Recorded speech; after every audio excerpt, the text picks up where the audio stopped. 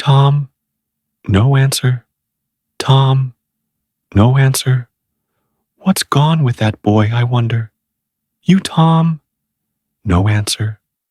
The old lady pulled her spectacles down and looked over them about the room. Then she put them up and looked out under them. She seldom or never looked through them for so small a thing as a boy.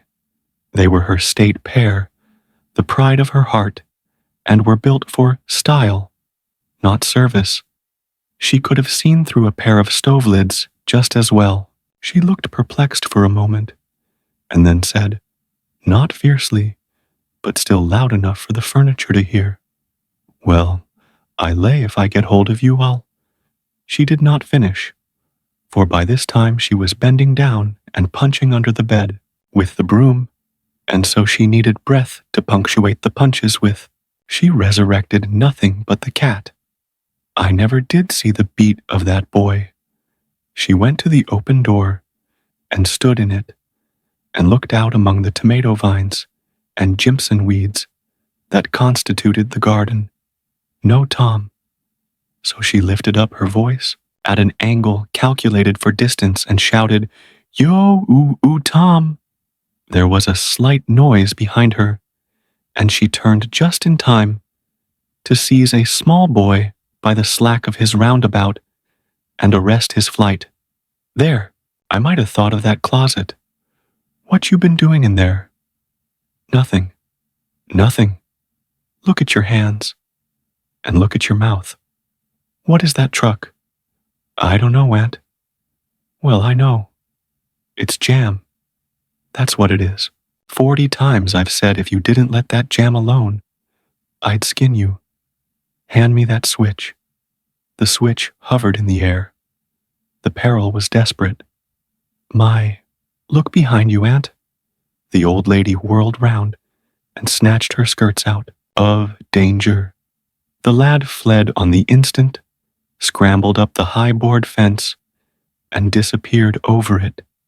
His Aunt Polly stood surprised a moment, and then broke into a gentle laugh. "Hang the boy. Can't I never learn anything? Ain't he played me tricks enough like that for me to be looking out for him by this time? But old fools is the biggest fools there is. Can't learn an old dog new tricks, as the saying is. But my goodness, he never plays them alike. 2 days. And how is a body to know what's coming? He pairs to know just how long he can torment me before I get my dander up. And he knows if he can make out to put me off for a minute, or make me laugh, it's all down again, and I can't hit him a lick. I ain't doing my duty by that boy, and that's the Lord's truth. Goodness knows. Spare the rod and spile the child, as the good book says. I'm a-laying up sin and suffering for us both. I know. He's full of the old scratch. But laws o' me, he's my own dead sister's boy, poor thing. And I ain't got the heart to lash him somehow.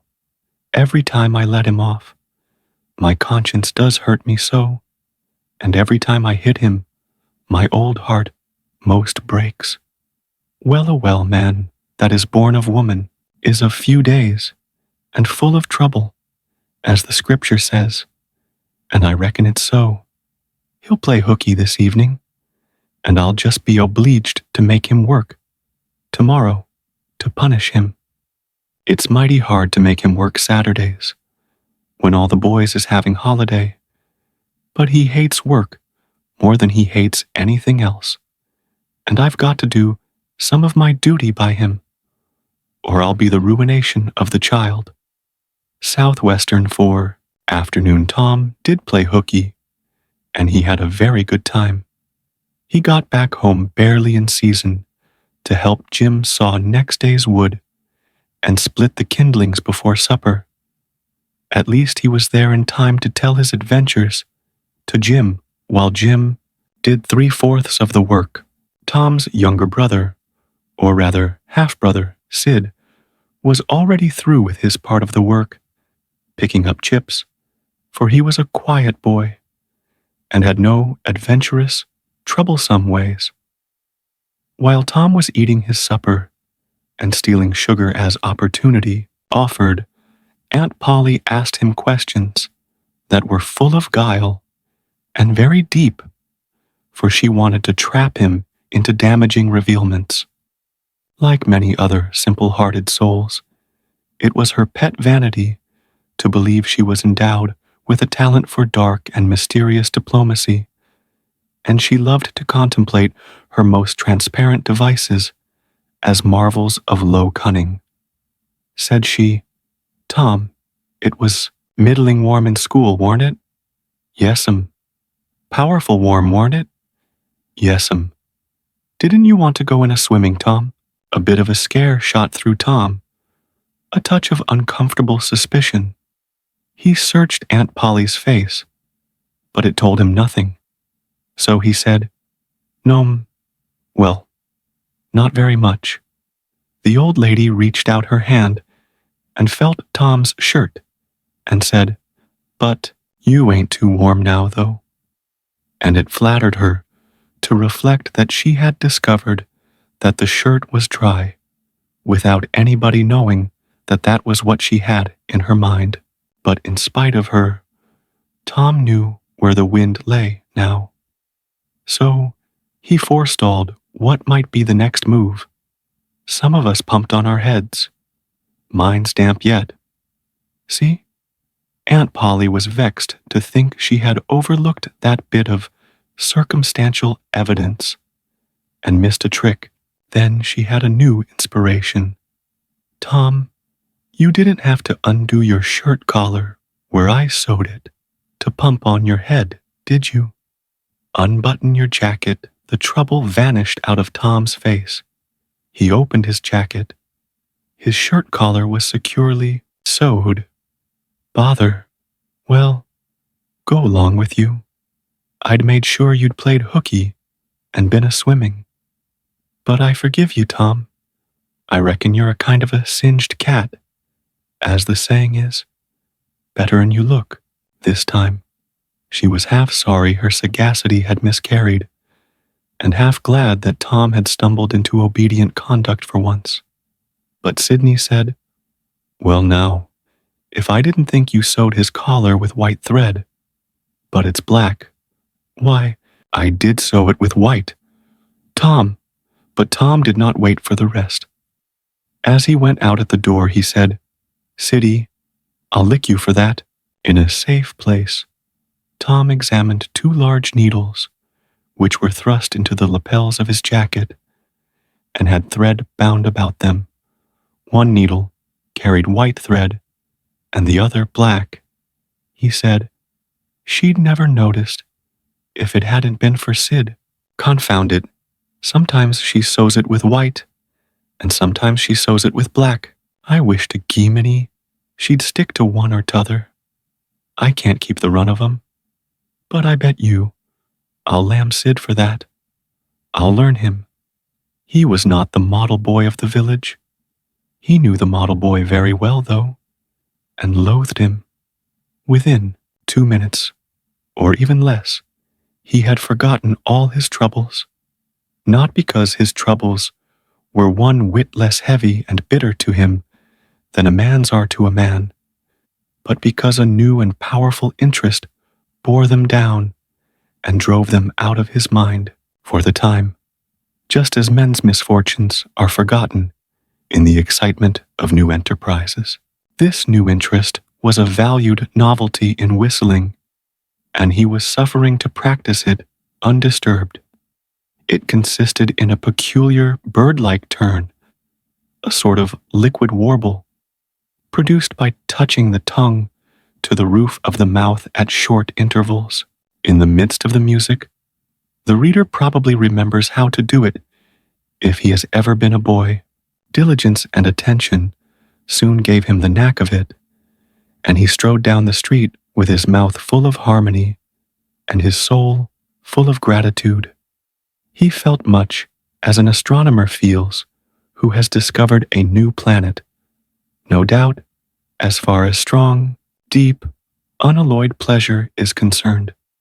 The advantage was with the boy, not the astronomer. The summer evenings were long. It was not dark yet. Presently, Tom checked his whistle. A stranger was before him, a boy a shade larger than himself. A newcomer of any age or either sex was an impressive curiosity in the poor little shabby village of St. Petersburg. This boy was well dressed too, well dressed on a weekday. This was simply astounding. His cap was a dainty thing. His close-buttoned blue cloth roundabout was new and natty, and so were his pantaloons. He had shoes on, and it was only Friday. He even wore a necktie, a bright bit of ribbon. He had a citified air about him that ate into Tom's vitals. The more Tom stared at the splendid marvel, the higher he turned up his nose at his finery, and the shabbier and shabbier his own outfit seemed to him to grow. Neither boy spoke. If one moved, the other moved, but only sidewise in a circle. They kept face to face and eye to eye all the time. Finally, Tom said, "I can lick you. I'd like to see you try it." "Well, I can do it." "No, you can't either." "Yes, I can." "No, you can't." "I can." "You can't." "Can." "Can't." An uncomfortable pause. Then Tom said, "What's your name?" "'Tisn't any of your business." "Maybe." "Well, I low. I'll make it my business." "Well, why don't you?" "If you say much, I will." "Much, much, much. There now. Oh, you think you're mighty smart, don't you? I could lick you with one hand tied behind. Me, if I wanted to." "Well, why don't you do it?" "You say you can do it." "Well, I will, if you fool with me." "Oh, yes. I've seen whole families in the same fix." "Smarty. You think you're some now, don't you?" "Oh, what a hat." "You can lump that hat if you don't like it. I dare you to knock it off. And anybody that'll take a dare will suck eggs." "You're a liar." "You're another. You're a fighting liar and dasn't take it up. Aw, take a walk. Say, if you give me much more of your sass, I'll take and bounce a rock off in your head." "Oh, of course you will." "Well, I will." "Well, why don't you do it then? What do you keep saying you will for? Why don't you do it?" "It's because you're afraid." "I ain't afraid." "You are." "I ain't." "You are." Another pause, and more sighing and sidling around each other. Presently, they were shoulder to shoulder. Tom said, "Get away from here. Go away yourself." "I won't." "I won't either." So they stood, each with a foot placed at an angle as a brace, and both shoving with might and main and glowering at each other with hate. But neither could get an advantage. After struggling till both were hot and flushed, each relaxed his strain with watchful caution, and Tom said, he got home pretty late that night, and when he climbed cautiously in at the window, he uncovered an ambuscade in the person of his aunt, and when she saw the state his clothes were in, her resolution to turn his Saturday holiday into captivity at hard labor became adamantine in its firmness. Saturday morning was come, and all the summer world was bright and fresh and brimming with life. There was a song in every heart, and if the heart was young, the music issued at the lips. There was cheer in every face, and a spring in every step. The locust trees were in bloom, and the fragrance of the blossoms filled the air. Cardiff Hill, beyond the village and above it, was green with vegetation, and it lay just far enough away to seem a delectable land, dreamy, reposeful, and inviting. Tom appeared on the sidewalk with a bucket of whitewash and a long-handled brush. He surveyed the fence, and all gladness left him, and a deep melancholy settled down upon his spirit. 30 yards of board fence, 9 feet high. Life to him seemed hollow, and existence but a burden. Sighing, he dipped his brush and passed it along the topmost plank, repeated the operation, did it again, compared the insignificant whitewashed streak with the far-reaching continent of unwhitewashed fence, and sat down on a tree box discouraged. Jim came skipping out at the gate with a tin pail and singing Buffalo Gals. Bringing water from the town pump had always been hateful work in Tom's eyes before, but now it did not strike him so. He remembered that there was company at the pump. Boys and girls were always there waiting their turns, resting, trading playthings, quarreling, fighting, skylarking, and he remembered that although the pump was only 150 yards off, Jim never got back with a bucket of water under an hour, and even then somebody generally had to go after him. Tom said, "Say, Jim, I'll fetch the water if you'll whitewash some." Jim shook his head and said, "Can't, Mars Tom. Ol' missus, she told me I got to go and get this water and not stop fooling round with anybody. She say she specs, Mars, Tom gwine to ax me to whitewash, and so she told me go long and attend to my own business. She 'lowed she'd attend to the whitewashin'." "Oh, never you mind what she said, Jim. That's the way she always talks. Gimme the bucket. I won't be gone only a minute. She won't ever know." "Oh, I dasn't, Mars Tom. Ol' missus she'd take and tar the head off'n me. 'Deed she would. She never licks anybody. Whacks 'em over the head with her thimble. And who cares for that? I'd like to know. She talks awful, but talk don't hurt. Anyways, it don't. If she don't cry. Jim, I'll give you a marvel. I'll give you a white alley." Jim began to waver. "White alley, Jim? And it's a bully taw. My, that's a mighty gay marvel, I tell you. But, Mars, taw means powerful, 'fraid ol' missus. And besides, if you will, I'll show you my sore toe." Jim was only human. This attraction was too much for him.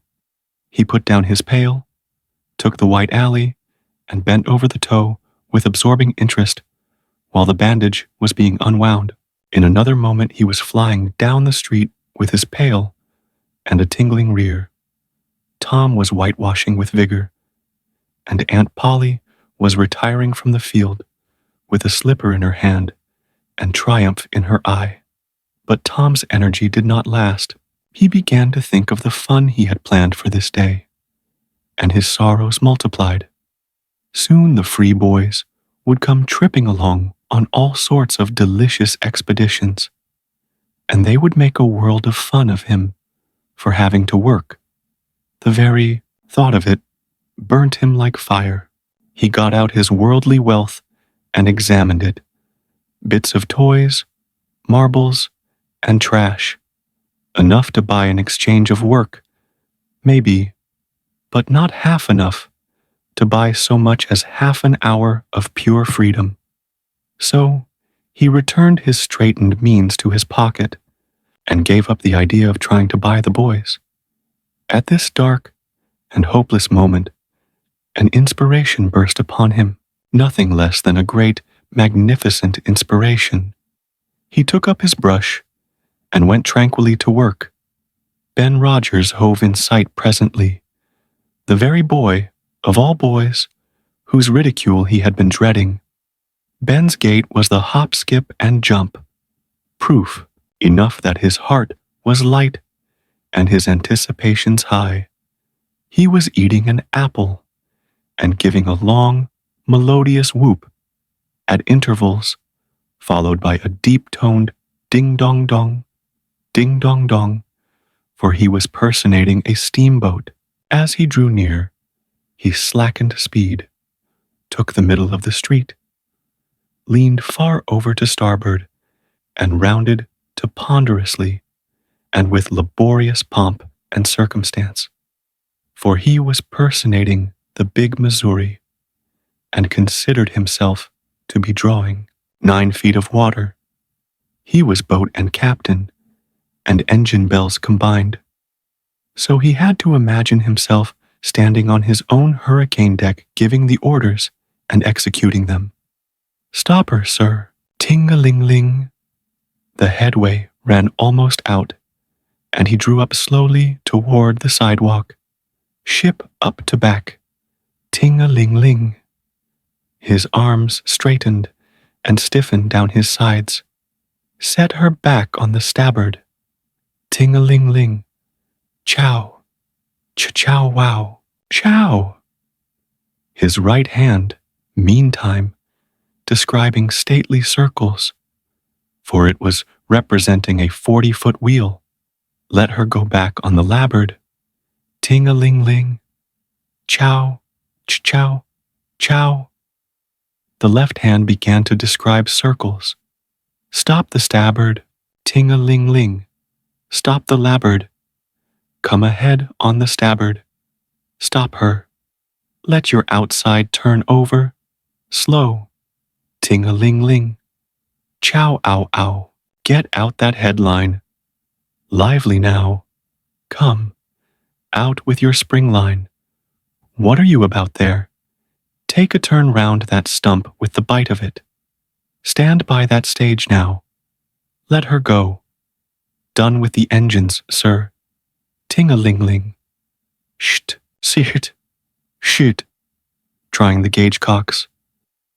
Tom went on whitewashing, paid no attention to the steamboat. Ben stared a moment, and then said, "Hi-yi, you're up a stump, ain't you?" No answer. Tom surveyed his last touch with the eye of an artist, then he gave his brush another gentle sweep, and surveyed the result as before. Ben ranged up alongside of him. Tom's mouth watered for the apple, but he stuck to his work. Ben said, "Hello, old chap. You got to work, hey?" Tom wheeled suddenly and said, "Why, it's you, Ben. I weren't noticing." Say, "I'm going. In a swimming I am. Don't you wish you could? But of course you'd druther work. Wouldn't you? Course you would." Tom contemplated the boy a bit and said, "What do you call work?" "Why, ain't that work?" Tom resumed his whitewashing and answered carelessly, "Well, maybe it is, and maybe it ain't. All I know is, it suits Tom Sawyer." "Oh, come, now, you don't mean to let on that you like it?" The brush continued to move. "Like it?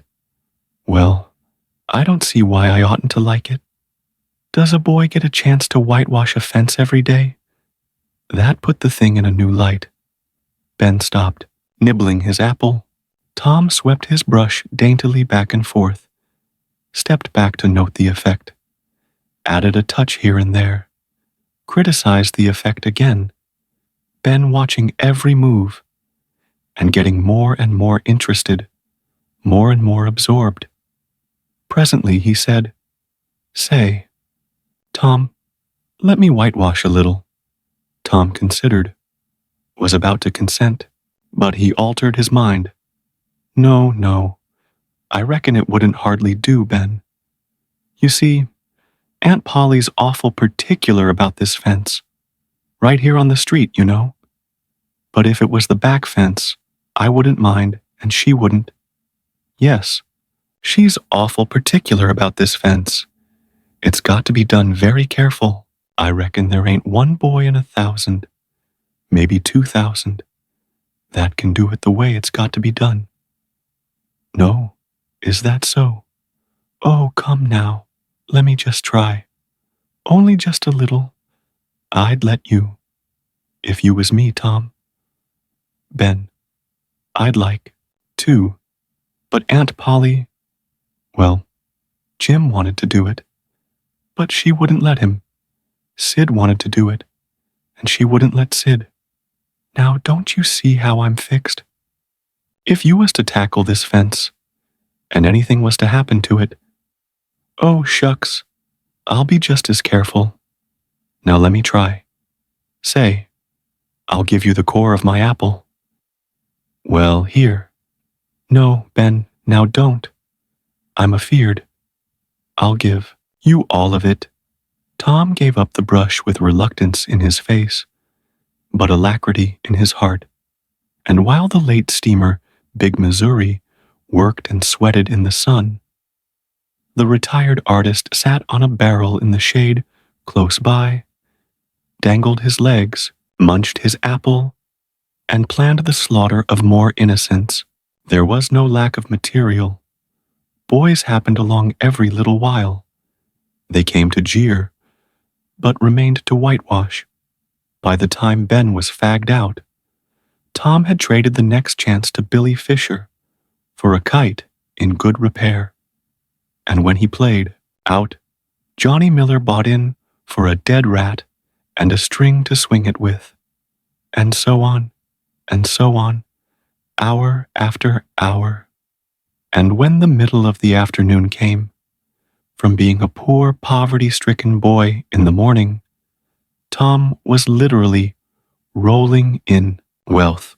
He had, besides the things before mentioned, 12 marbles, part of a Jew's harp, a piece of blue bottle glass to look through, a spool cannon, a key that wouldn't unlock anything, a fragment of chalk, a glass stopper of a decanter, a tin soldier, a couple of tadpoles, 6 firecrackers, a kitten with only one eye, a brass doorknob, a dog collar, but no dog, the handle of a knife, 4 pieces of orange peel, and a dilapidated old window sash. He had had a nice, good, idle time all the while, plenty of company, and the fence had 3 coats of whitewash on it. If he hadn't run out of whitewash, he would have bankrupted every boy in the village. Tom said to himself that it was not such a hollow world after all. He had discovered a great law of human action without knowing it, namely, that in order to make a man or a boy covet a thing, it is only necessary to make the thing difficult to attain. If he had been a great and wise philosopher, like the writer of this book, he would now have comprehended that work consists of whatever a body is obliged to do, and that play consists of whatever a body is not obliged to do, and this would help him to understand why constructing artificial flowers or performing on a treadmill is work, while rolling 10 pins or climbing Mont Blanc is only amusement. There are wealthy gentlemen in England who drive 4-horse passenger coaches 20 or 30 miles on a daily line in the summer, because the privilege costs them considerable money. But if they were offered wages for the service, that would turn it into work, and then they would resign. The boy mused a while over the substantial change which had taken place in his worldly circumstances, and then wended toward headquarters to report. Tom said to himself that it was not such a hollow world after all. He had discovered a great law of human action without knowing it, namely, that in order to make a man or a boy covet a thing, it is only necessary to make the thing difficult to attain. If he had been a great and wise philosopher, like the writer of this book, He would now have comprehended that work consists of whatever a body is obliged to do, and that play consists of whatever a body is not obliged to do, and this would help him to understand why constructing artificial flowers or performing on a treadmill is work, while rolling 10 pins or climbing Mont Blanc is only amusement. There are wealthy gentlemen in England who drive 4-horse passenger coaches 20 or 30 miles on a daily line in the summer, because the privilege costs them considerable money. But if they were offered wages for the service, that would turn it into work, and then they would resign. The boy mused a while over the substantial change which had taken place in his worldly circumstances, and then wended toward headquarters to report.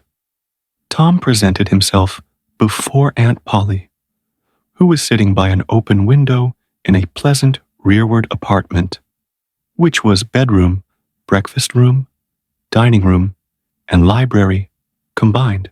The balmy summer air, the restful quiet, the odor of the flowers, and the drowsing murmur of the bees had had their effect, and she was nodding over her knitting, for she had no company but the cat, and it was asleep in her lap.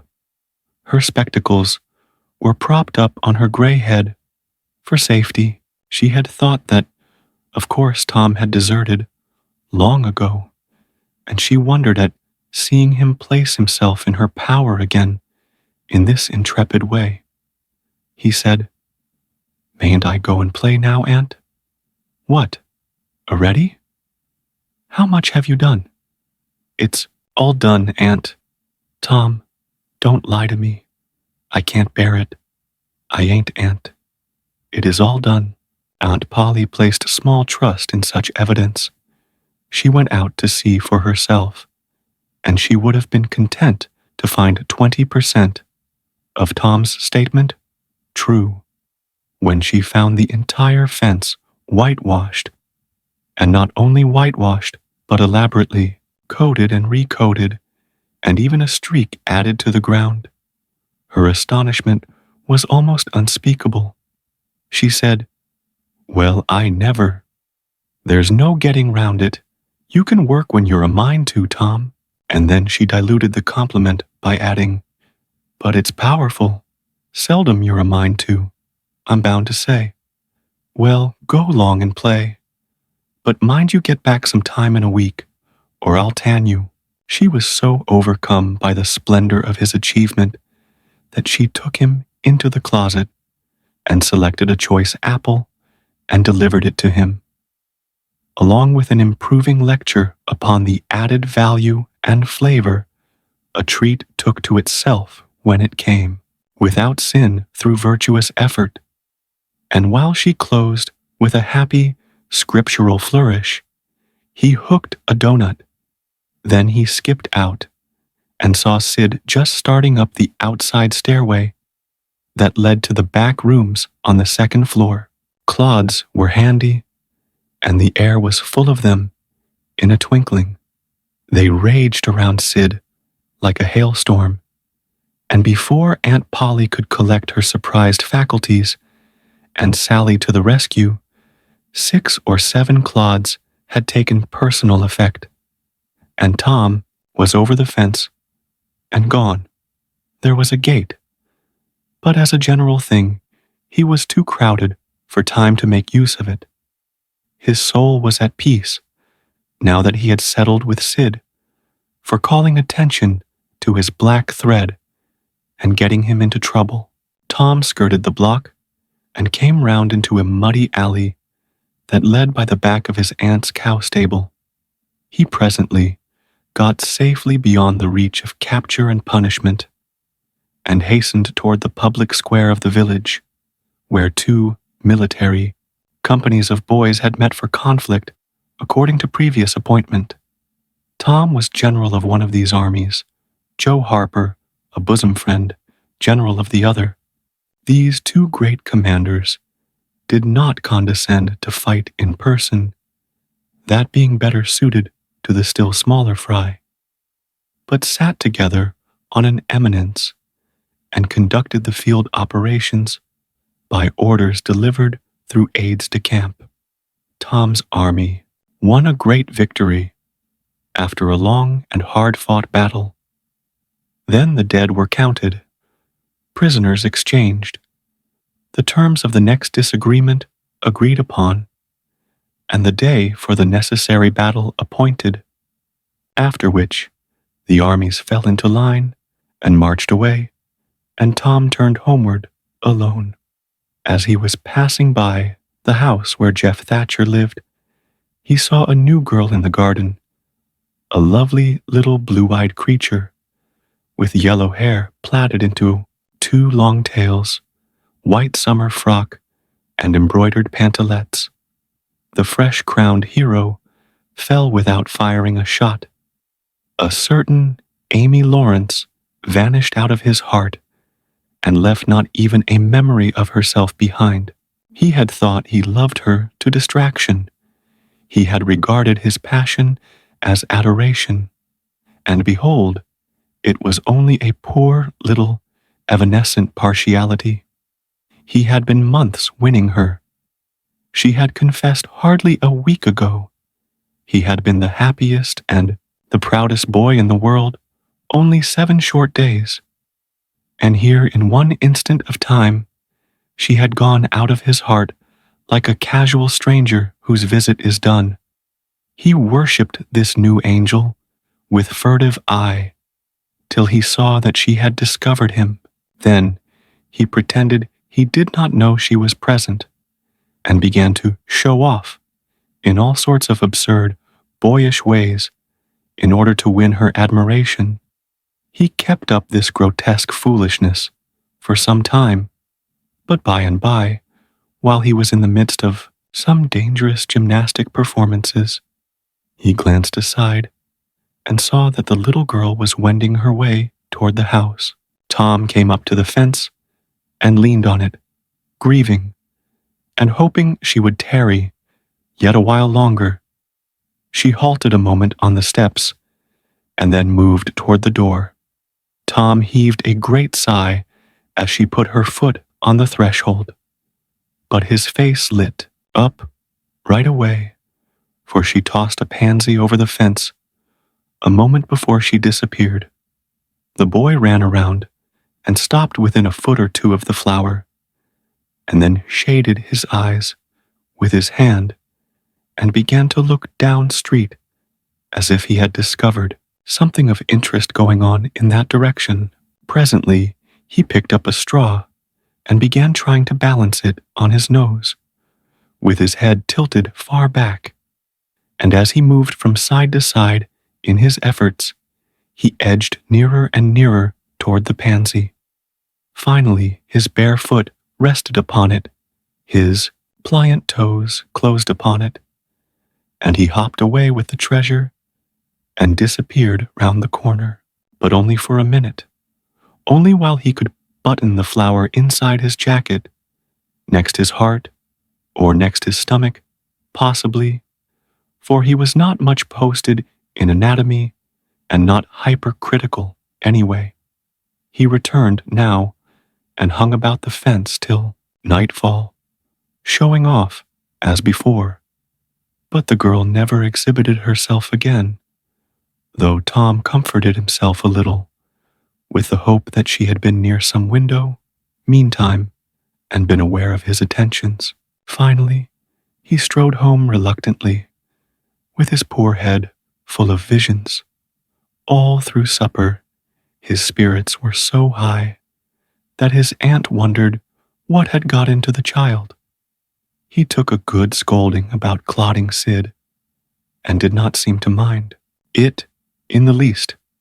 He tried to steal sugar under his aunt's very nose, and got his knuckles rapped for it.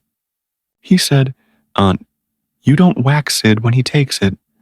"Well, Sid don't torment a body the way you do. You'd be always into that sugar if I weren't watching you." Presently, she stepped into the kitchen, and Sid, happy in his immunity, reached for the sugar bowl, a sort of glorying over Tom which was well nigh unbearable. But Sid's fingers slipped, and the bowl dropped and broke. Tom was in ecstasies, in such ecstasies that he even controlled his tongue, and was silent. He said to himself that he would not speak a word, even when his aunt came in, but would sit perfectly still till she asked who did the mischief, and then he would tell, and there would be nothing so good in the world as to see that pet model catch it. He was so brimful of exultation that he could hardly hold himself when the old lady came back and stood above the wreck, discharging lightnings of wrath from over her spectacles. He said to himself, "Now it's coming," and the next instant he was sprawling on the floor. The potent palm was uplifted to strike again when Tom cried out, "Hold on now. What are you belting me for?" "Sid broke it." Aunt Polly paused, perplexed, and Tom looked for healing pity. But when she got her tongue again, she only said, "Well, you didn't get a lick amiss, I reckon. You been into some other audacious mischief when I wasn't around, like enough." Then her conscience reproached her, and she yearned to say something kind and loving, but she judged that this would be construed into a confession that she had been in the wrong, and discipline forbade that. He wandered far from the accustomed haunts of boys, and sought desolate places that were in harmony with his spirit. A log raft in the river invited him, and he seated himself on its outer edge and contemplated the dreary vastness of the stream, wishing, the while, that he could only be drowned all at once and unconsciously, without undergoing the uncomfortable routine devised by nature. Then he thought of his flower. He got it out, rumpled and wilted, and it mightily increased his dismal felicity. He wondered if she would pity him if she knew. Would she cry and wish that she had a right to put her arms around his neck and comfort him? Or would she turn coldly away like all the hollow world? This picture brought such an agony of pleasurable suffering that he worked it over and over again in his mind and set it up in new and varied lights till he wore it threadbare. At last he rose up sighing and departed in the darkness. About 9:30 or 10 o'clock, he came along the deserted street to where the adored unknown lived. He paused a moment.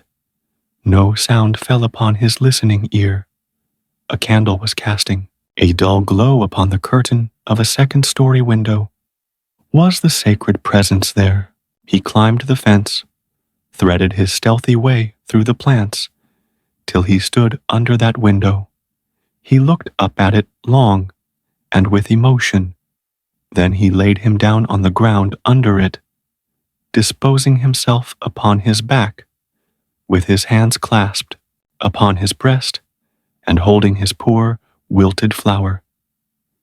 And thus he would die, out in the cold world, with no shelter over his homeless head, no friendly hand to wipe the death damps from his brow, no loving face to bend pityingly over him when the great agony came. And thus she would see him when she looked out upon the glad morning. And oh, would she drop one little tear upon his poor, lifeless form? Would she heave one little sigh to see a bright young life so rudely blighted, so untimely cut down? The window went up. A maidservant's discordant voice profaned the holy calm, and a deluge of water drenched the prone martyr's remains. The strangling hero sprang up with a relieving snort. There was a whiz as of a missile in the air, mingled with the murmur of a curse. A sound as of shivering glass followed, and a small, vague form went over the fence and shot away in the gloom. Not long after, as Tom, all undressed for bed, was surveying his drenched garments by the light of a tallow dip, Sid woke up. But if he had any dim idea of making any references to illusions, he thought better of it and held his peace, for there was danger in Tom's eye. Tom turned in without the added vexation of prayers, and Sid made mental note of the omission. The sun rose upon a tranquil world and beamed down upon the peaceful village like a benediction. Breakfast over, Aunt Polly had family worship. It began with a prayer built from the ground up of solid courses of scriptural quotations welded together with a thin mortar of originality. And from the summit of this, she delivered a grim chapter of the Mosaic Law, as from Sinai. Then Tom girded up his loins, so to speak, and went to work to get his verses. Sid had learned his lesson days before. Tom bent all his energies to the memorizing of 5 verses, and he chose part of the Sermon on the Mount, because he could find no verses that were shorter. At the end of half an hour, Tom had a vague general idea of his lesson, but no more, for his mind was traversing the whole field of human thought, and his hands were busy with distracting recreations. Mary took his book to hear him recite, and he tried to find his way through the fog. Blessed are the poor, yes, poor, blessed are the poor, in spirit, blessed are the poor in spirit, for theirs, blessed are the poor in spirit, for theirs is the kingdom of heaven. Blessed are they that mourn, for they, for they,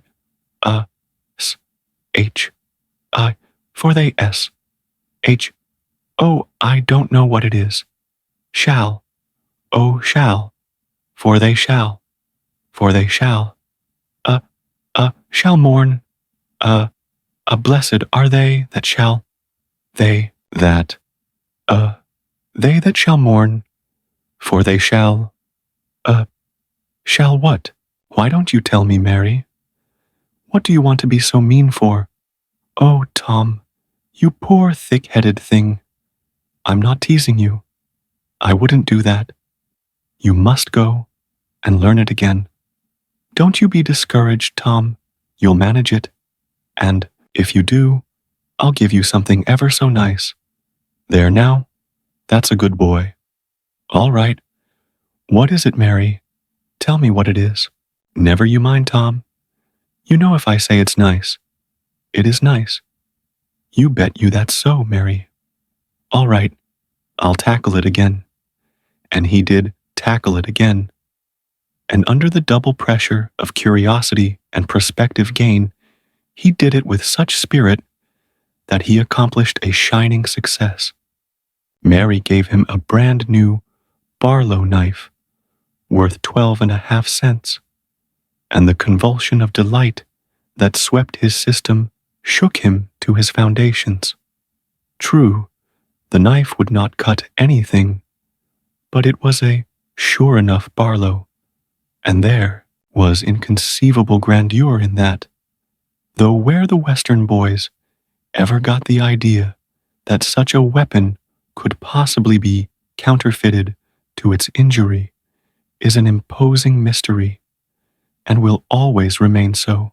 Perhaps Tom contrived to scarify the cupboard with it, and was arranging to begin on the bureau, when he was called off to dress for Sunday school. Mary gave him a tin basin of water and a piece of soap, and he went outside the door and set the basins on a little bench there.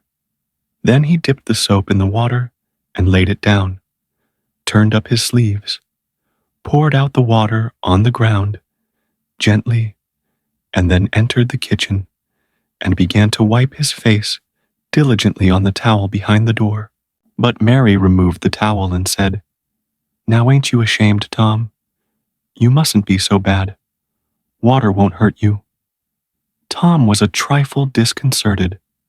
The basin was refilled, and this time he stood over it a little while, gathering resolution, took in a big breath, and began.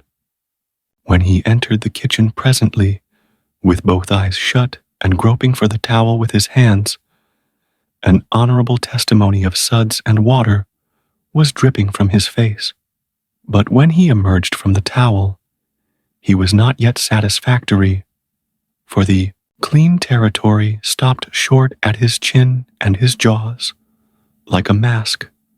Below and beyond this line, there was a dark expanse of unirrigated soil that spread downward in front and backward around his neck. Mary took him in hand, and when she was done with him, he was a man and a brother, and his saturated hair was neatly brushed, and its short curls wrought into a dainty and symmetrical general effect. He privately smoothed out the curls, with labor and difficulty, and plastered his hair close down to his head, for he held curls to be effeminate, and his own filled his life with bitterness. Then Mary got out a suit of his clothing that had been used only on Sundays during 2 years. They were simply called his other clothes, and so by that we know the size of his wardrobe. The girl put him to rights after he had dressed himself. She buttoned his neat roundabout up to his chin, turned his vast shirt collar down over his shoulders, brushed him off, and crowned him with his speckled straw hat. He now looked exceedingly improved and uncomfortable. He was fully as uncomfortable as he looked, for there was a restraint about whole clothes and cleanliness that galled him. He hoped that Mary would forget his shoes, but the hope was blighted. She coated them thoroughly with tallow, as was the custom, and brought them out. He lost his temper and said he was always being made to do everything he didn't want to do. But Mary said, persuasively, "Please, Tom, that's a good boy." So he got into the shoes, snarling. Mary was soon ready, and the 3 children set out for Sunday school, a place that Tom hated with his whole heart. But Sid and Mary were fond of it. Sabbath school hours were from 9 to 10:30, and then church service. 2 of the children always remained for the sermon voluntarily, and the other always remained too, for stronger reasons. The church's high-backed, uncushioned pews would seat about 300 persons. The edifice was but a small, plain affair, with a sort of pine-board tree box on top of it for a steeple. At the door, Tom dropped back a step and accosted a Sunday-dressed comrade. "Say, Billy, got a yaller ticket?" "Yes." "What'll you take for her?" "What'll you give?" "Piece of licorice and a fish hook." "Let's see 'em." Tom exhibited. They were satisfactory, and the property changed hands. Then Tom traded a couple of white alleys for 3 red tickets and some small trifle or other for a couple of blue ones. He waylaid other boys as they came and went on buying tickets of various colors 10 or 15 minutes longer. He entered the church now with a swarm of clean and noisy boys and girls, proceeded to his seat, and started a quarrel with the first boy that came handy. The teacher, a grave elderly man, interfered, then turned his back a moment, and Tom pulled a boy's hair in the next bench, and was absorbed in his book when the boy turned around. stuck a pin in another boy, presently, in order to hear him say, "Ouch," and got a new reprimand from his teacher. Tom's whole class were of a pattern: restless, noisy, and troublesome. When they came to recite their lessons, not one of them knew his verses perfectly, but had to be prompted all along. However, they worried through, and each got his reward in small blue tickets, each with a passage of scripture on it. Each blue ticket was pay for 2 verses of the recitation. 10 blue tickets equaled a red one and could be exchanged for it. 10 red tickets equaled a yellow one. For 10 yellow tickets, the superintendent gave a very plainly bound Bible, worth 40 cents in those easy times, to the pupil. How many of my readers would have the industry and application to memorize 2,000 verses even for a Dore Bible? And yet Mary had acquired 2 Bibles in this way. It was the patient work of 2 years. And a boy of German parentage had won 4 or 5. He once recited 3,000 verses without stopping, but the strain upon his mental faculties was too great, and he was little better than an idiot from that day forth. A grievous misfortune for the school, for on great occasions, before company, the superintendent, as Tom expressed it, had always made this boy come out and spread himself. Only the older pupils managed to keep their tickets and stick to their tedious work long enough to get a Bible. And so the delivery of one of these prizes was a rare and noteworthy circumstance. The successful pupil was so great and conspicuous for that day that on the spot every scholar's heart was fired with a fresh ambition that often lasted a couple of weeks. It is possible that Tom's mental stomach had never really hungered for one of those prizes, but unquestionably his entire being had for many a day longed for the glory and the éclat that came with it. In due course the superintendent stood up in front of the pulpit with a closed hymn book in his hand and his forefinger inserted between its leaves, and commanded attention. When a Sunday school superintendent makes his customary little speech, a hymn book in the hand is as necessary as is the inevitable sheet of music in the hand of a singer who stands forward on the platform and sings a solo at a concert. Though why is a mystery, for neither the hymn book nor the sheet of music is ever referred to by the sufferer. This superintendent was a slim creature of 35, with a sandy goatee and short sandy hair. He wore a stiff standing collar, whose upper edge almost reached his ears, and whose sharp points curved forward abreast the corners of his mouth. A fence that compelled a straight lookout ahead, and a turning of the whole body when a side view was required. His chin was propped on a spreading cravat, which was as broad and as long as a banknote, and had fringed ends. His boot toes were turned sharply up, in the fashion of the day, like sleigh runners, an effect patiently and laboriously produced by the young men, by sitting with their toes pressed against a wall for hours together. Mr. Walters was very earnest, of mien, and very sincere and honest at heart, and he held sacred things and places in such reverence, and so separated them from worldly matters, that unconsciously to himself, his Sunday school voice had acquired a peculiar intonation which was wholly absent on weekdays. He began after this fashion: "Now, children, I want you all to sit up just as straight and pretty as you can, and give me all your attention for a minute or two. There, that is it. That is the way good little boys and girls should do. I see one little girl who is looking out of the window. I'm afraid she thinks I am out there somewhere, perhaps up in one of the trees, making a speech to the little birds. Applausive titter.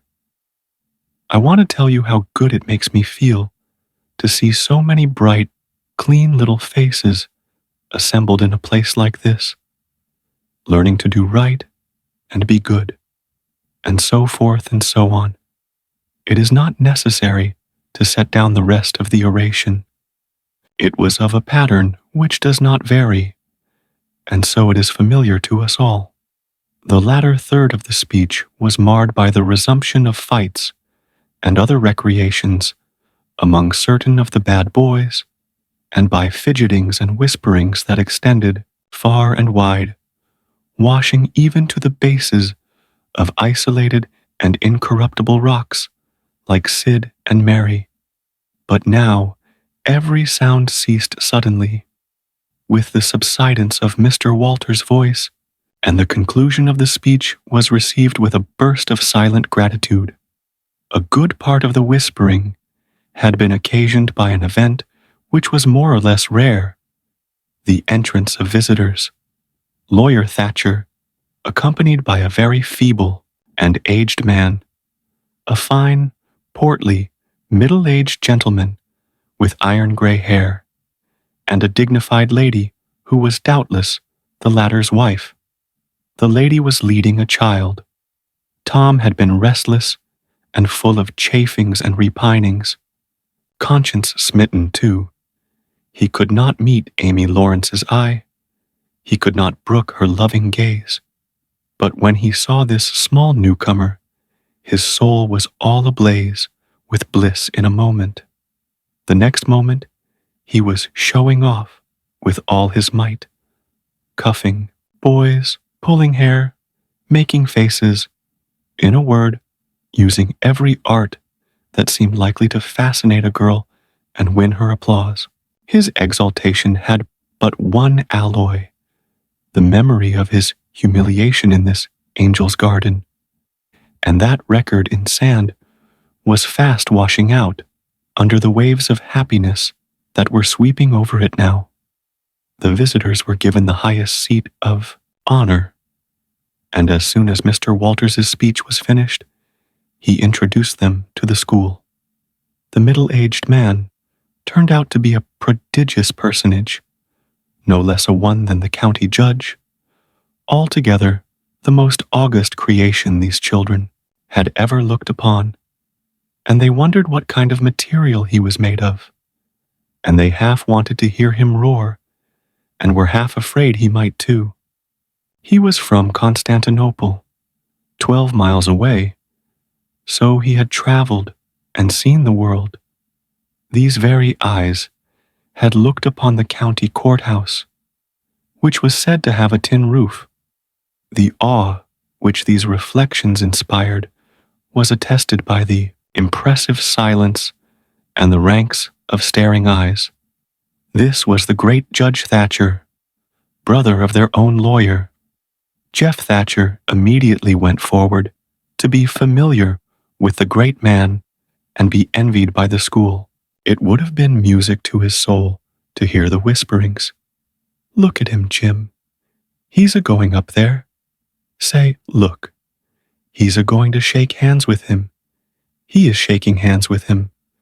By jings, don't you wish you was Jeff?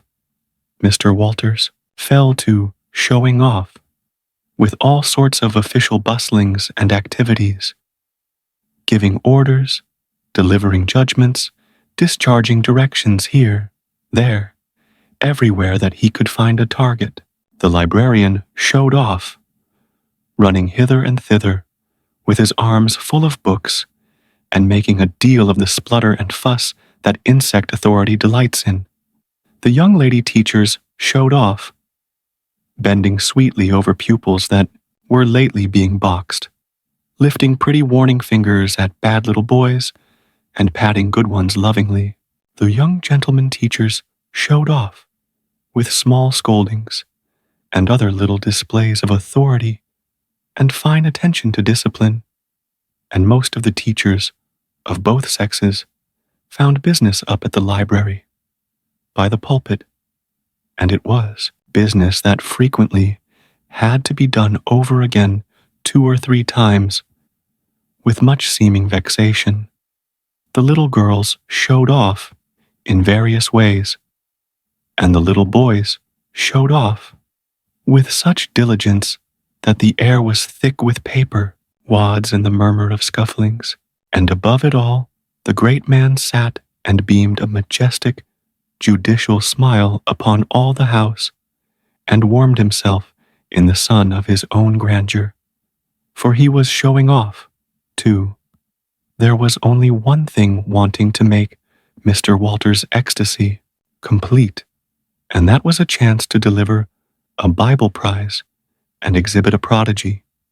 Several pupils had a few yellow tickets, but none had enough. He had been around among the star pupils inquiring. He would have given worlds, now, to have that German lad back again with a sound mind. And now, at this moment, when hope was dead, Tom Sawyer came forward with 9 yellow tickets, 9 red tickets, and 10 blue ones, and demanded a Bible. This was a thunderbolt out of a clear sky. Walters was not expecting an application from this source for the next 10 years. But there was no getting around it. Here were the certified checks, and they were good for their face. Tom was therefore elevated to a place with the judge and the other elect, and the great news was announced from headquarters. It was the most stunning surprise of the decade, and so profound was the sensation that it lifted the new hero up to the judicial one's altitude, and the school had 2 marvels to gaze upon in place of one.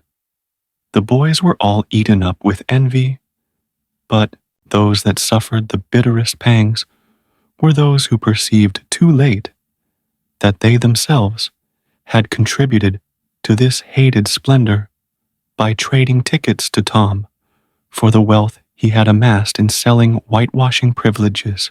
These despised themselves as being the dupes of a wily fraud, a guileful snake in the grass.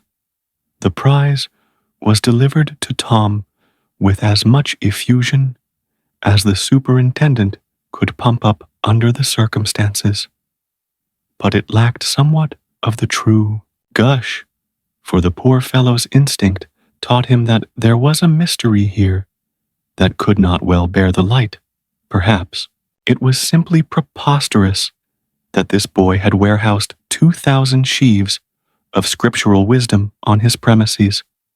A dozen would strain his capacity, without a doubt.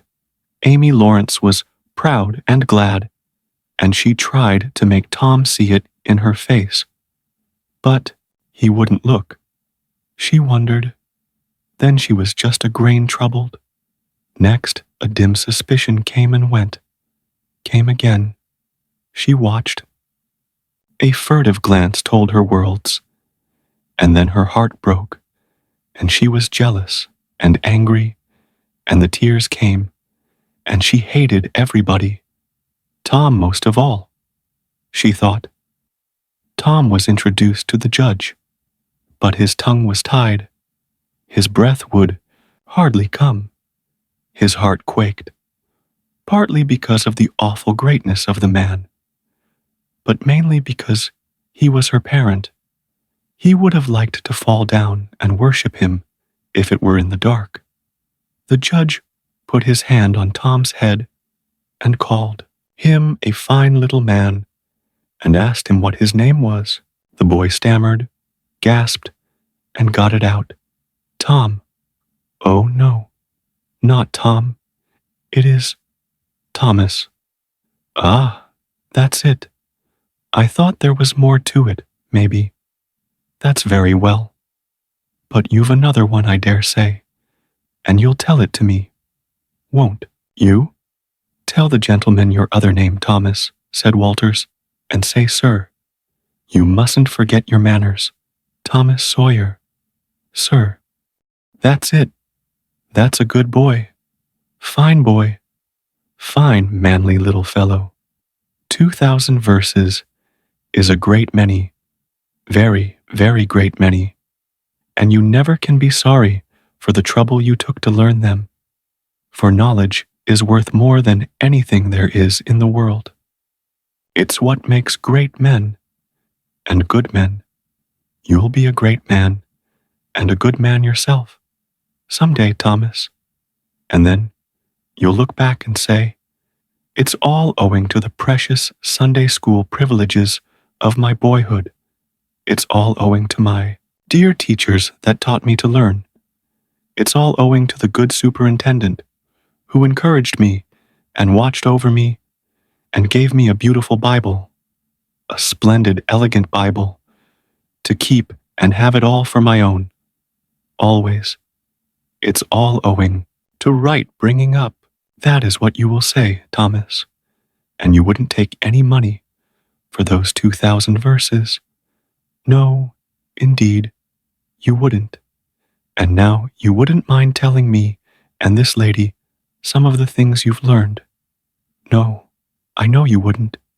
For we are proud of little boys that learn. Now, no doubt you know the names of all the 12 disciples. Won't you tell us the names of the first 2 that were appointed? Tom was tugging at a buttonhole and looking sheepish. He blushed now, and his eyes fell. Mr. Walters' heart sank within him. He said to himself, it is not possible that the boy can answer the simplest question. Why did the judge ask him? Yet he felt obliged to speak up and say, answer the gentleman, Thomas.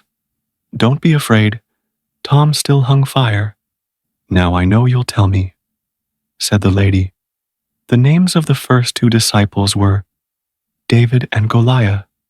Let us draw the curtain of charity over the rest of the scene.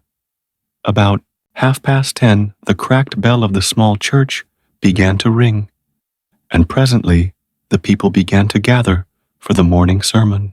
The Sunday school children distributed themselves about the house and occupied pews with their parents, so as to be under supervision. Aunt Polly came, and Tom and Sid and Mary sat with her, Tom being placed next the aisle, in order that he might be as far away from the open window and the seductive outside summer scenes as possible. The crowd filed up the aisles. The aged and needy postmaster, who had seen better days, the mayor and his wife, for they had a mayor there, among other unnecessaries, the justice of the peace, the widow Douglas, fair, smart, and 40, a generous, good-hearted soul, and well-to-do, her hill mansion the only palace in the town, and the most hospitable and much the most lavish in the matter of festivities that St. Petersburg could boast, the bent and venerable Major and Mrs. Ward, Lawyer Riverson, the new notable from a distance, next the belle of the village, followed by a troop of lawn-clad and ribbon-decked young heartbreakers, then all the young clerks in town in a body, for they had stood in the vestibule, sucking their cane heads, circling wall of oiled and simpering admirers, till the last girl had run their gantlet, and last of all came the model boy, Willie Mufferson, taking as heedful care of his mother as if she were cut glass. He always brought his mother to church, and was the pride of all the matrons. The boys all hated him. He was so good, and besides, he had been thrown up to them so much.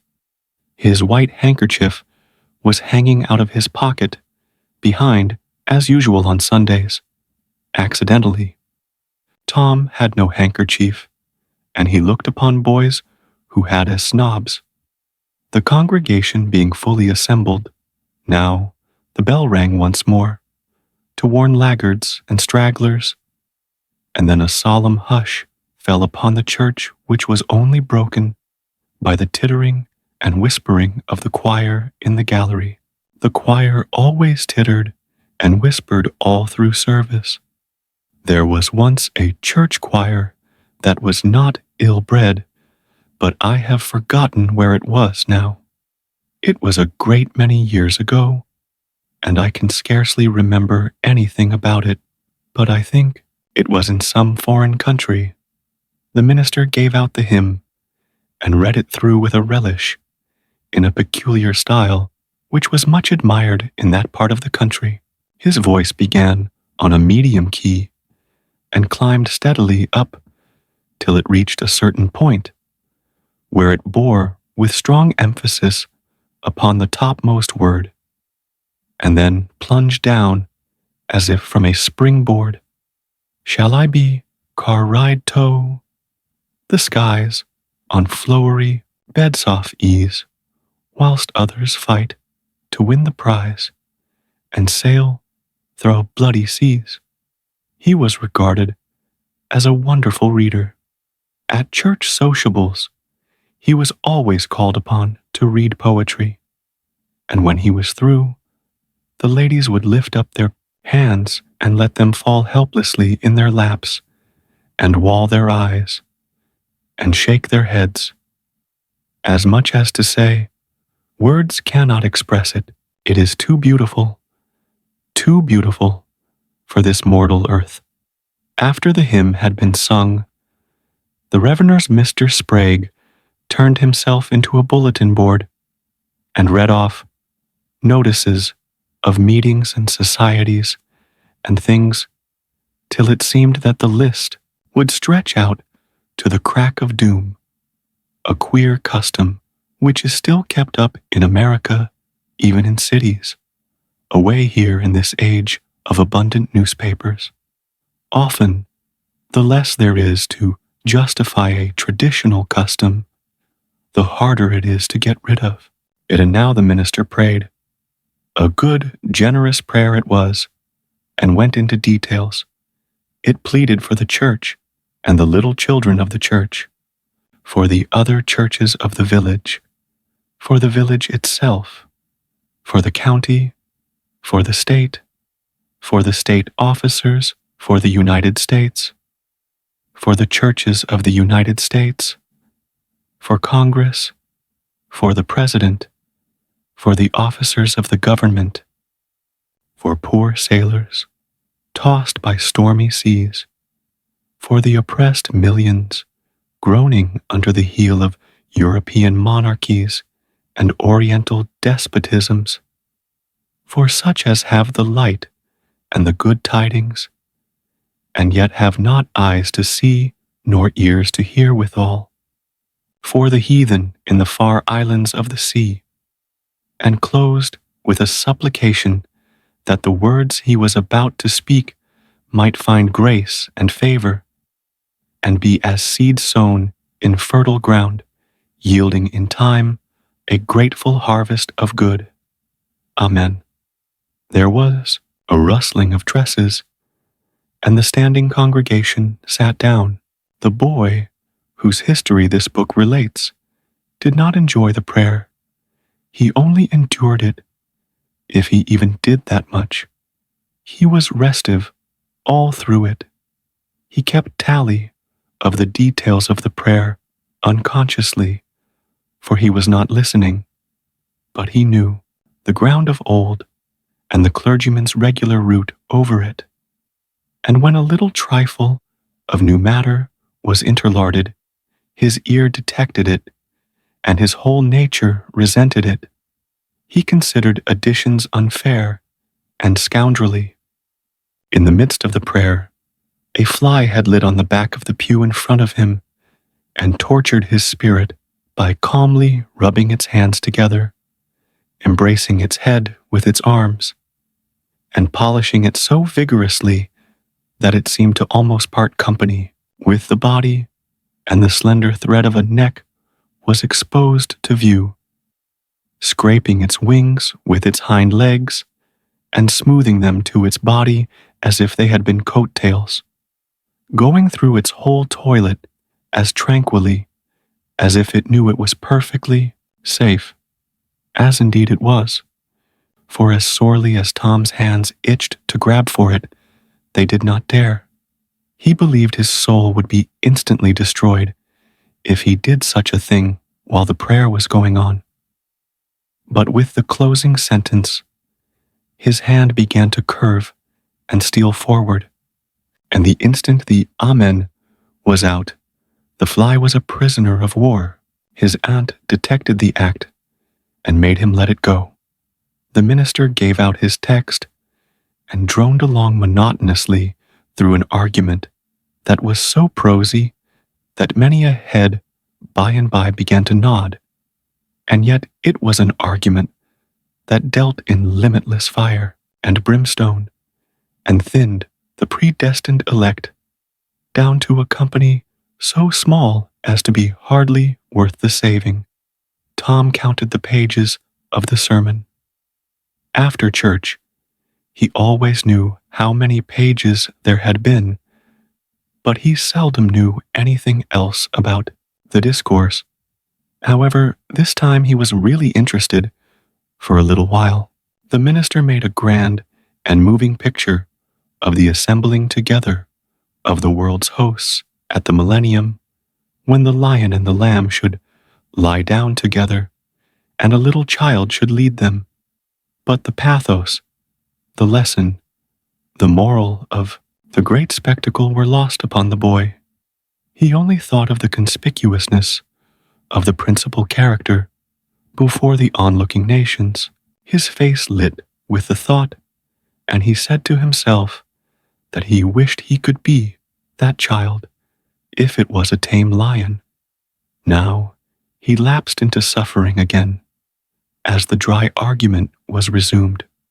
Presently he bethought him of a treasure he had and got it out.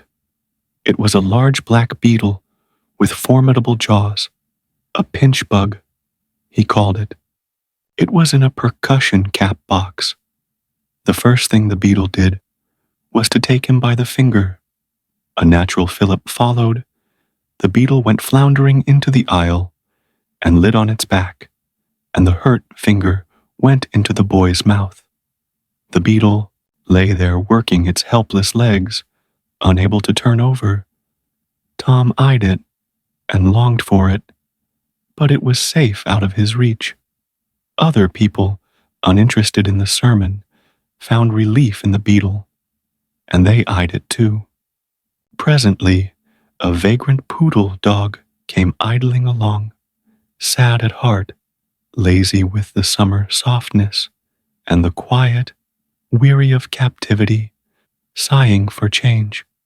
He spied the beetle. The drooping tail lifted and wagged.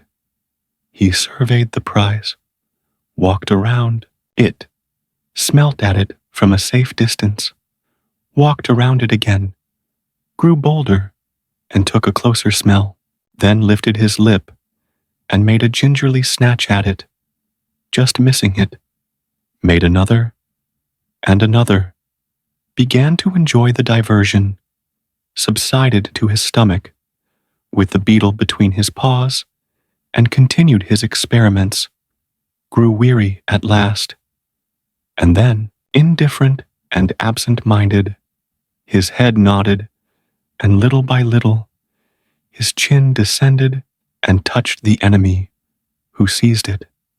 There was a sharp yelp, a flirt of the poodle's head, and the beetle fell a couple of yards away and lit on its back. Once more, the neighboring spectators shook with a gentle inward joy.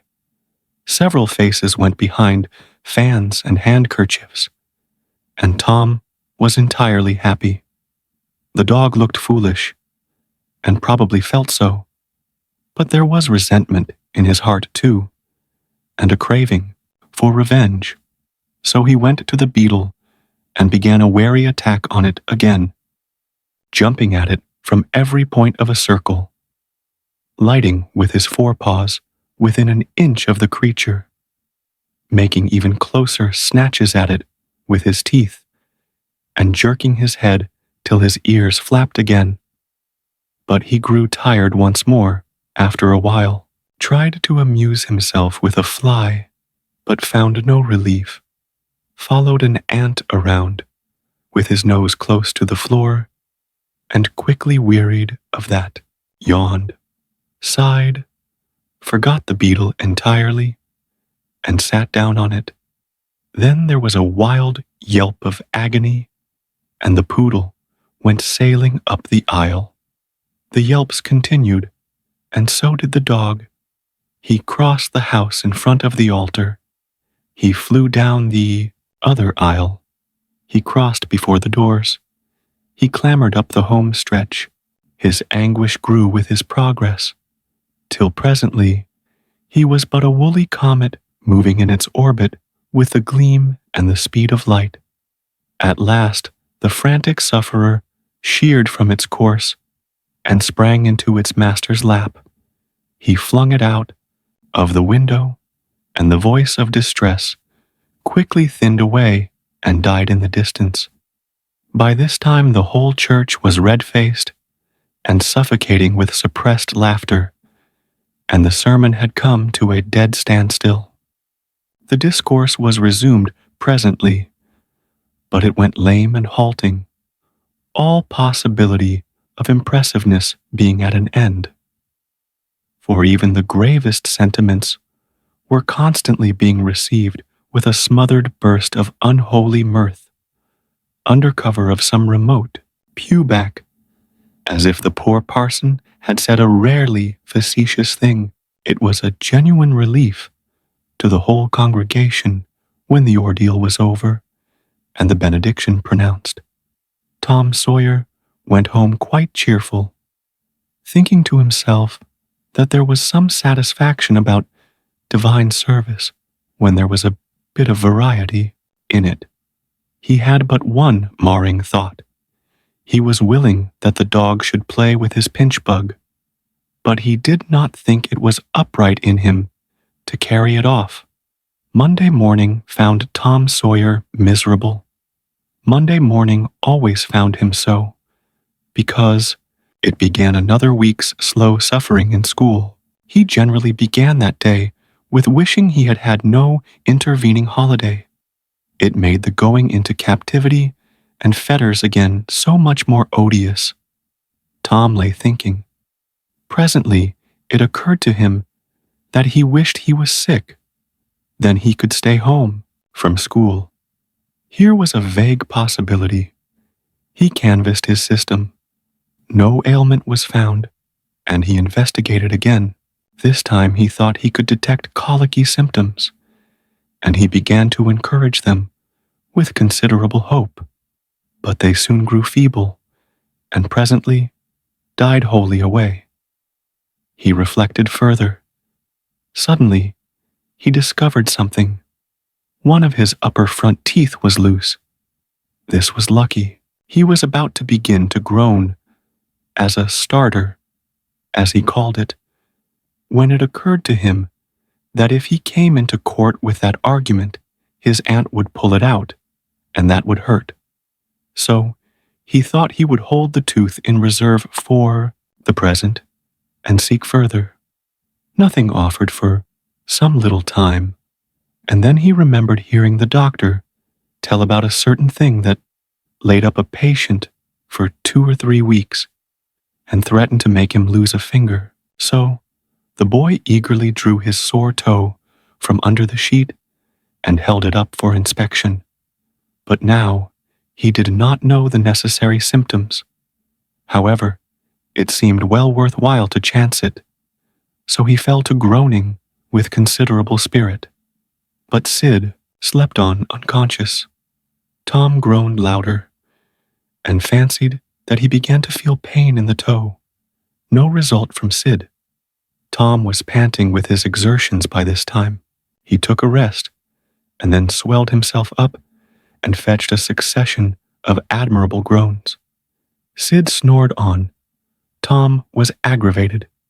He said, "Sid, Sid," and shook him. This course worked well, and Tom began to groan again.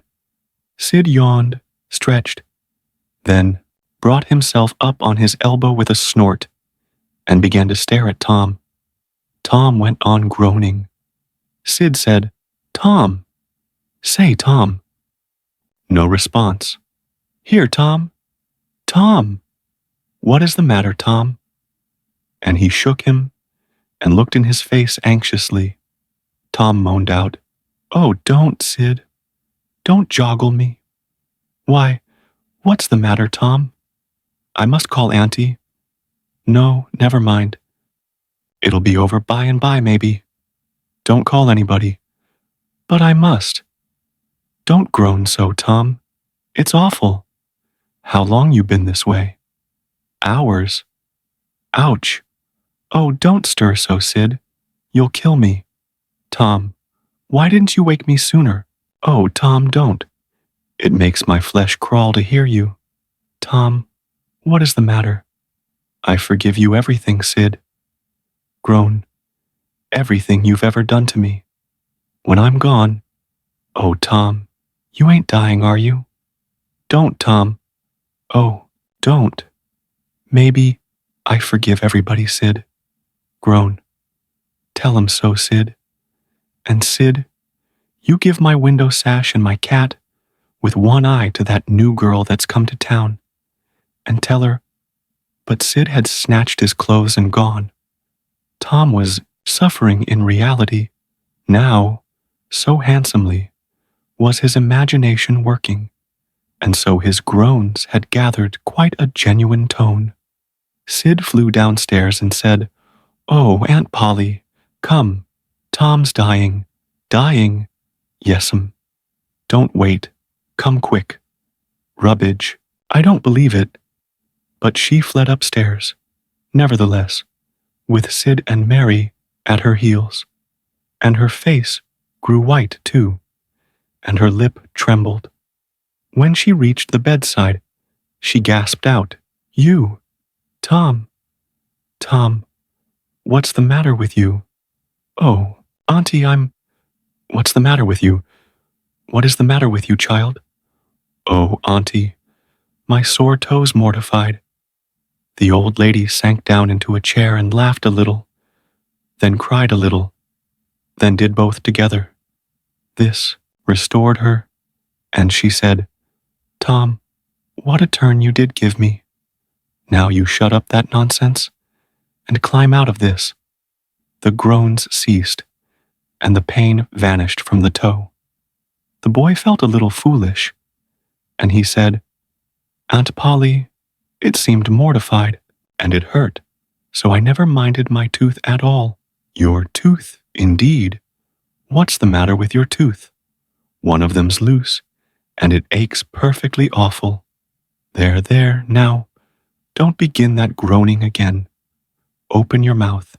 "Well, your tooth is loose, but you're not going to die about that. Mary, get me a silk thread and a chunk of fire out of the kitchen."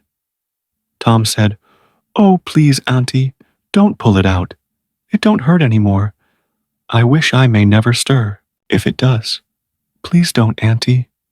I don't want to stay home from school." "Oh, you don't you? So all this row was because you thought you'd get to stay home from school and go a-fishing. Tom, Tom, I love you so, and you seem to try every way you can to break my old heart with your outrageousness." By this time, the dental instruments were ready. The old lady made one end of the silk thread fast to Tom's tooth with a loop and tied the other to the bedpost. Then she seized the chunk of fire and suddenly thrust it almost into the boy's face. The tooth hung, dangling by the bedpost. Now, but all trials bring their compensations.